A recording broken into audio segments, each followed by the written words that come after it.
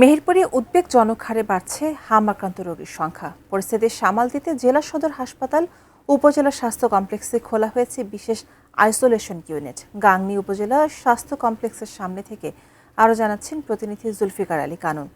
কানন, মেহেরপুরে বর্তমানে হামের পরিস্থিতি আপনি কেমন দেখতে পাচ্ছেন? আমরা দেখতে পাচ্ছি উদ্বেগজনক হারে বাড়ছে এই পরিস্থিতি। আপনি যেমনটি বলছিলেন, মেহেরপুরের এখন পর্যন্ত মেহেরপুর জেলায় মোট ৭০ জন হাম রোগীর সন্দেহে সাসপেক্টেড করা হয়েছে। এর মধ্যে গত ২৪ ঘন্টায় হাসপাতালে এসেছে ১৩ জন। এর মধ্যে ভর্তি হয়েছে ২ জন রোগী। এই রোগীগুলোর মধ্যে ম্যাক্সিমাম ৯ মাস থেকে শুরু করে ২ বছর পর্যন্ত এবং ৫ বছর পর্যন্ত বয়সী রোগীর সংখ্যাই বেশি।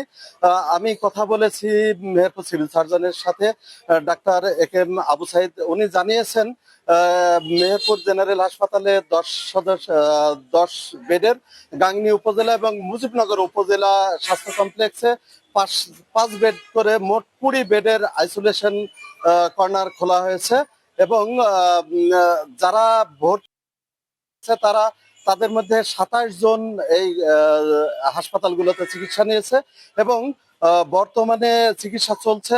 তবে আতঙ্কিত না হয়ে সবার প্রতি একটু যত্নশীল হওয়ার জন্য আবেদন জানিয়েছেন সিভিল সার্জন। মেহেরপুরের এখন পর্যন্ত যারা ভর্তি হয়েছে তাদের তো চিকিৎসা চলছে এবং আগামী ২০ তারিখে যে সারা দেশব্যাপী টিকা দান কর্মসূচি নিয়েছে, এই টিকাদানের প্রাথমিক পর্যায়ে মেহেরপুর জেলা সভা চলছে, বিশেষ করে সাসপেক্ট চলছে এবং এইগুলো নিয়ে তারা আগামীতে টিকাদান কর্মসূচিতে অংশ নেবে বলে আমাকে জানিয়েছে।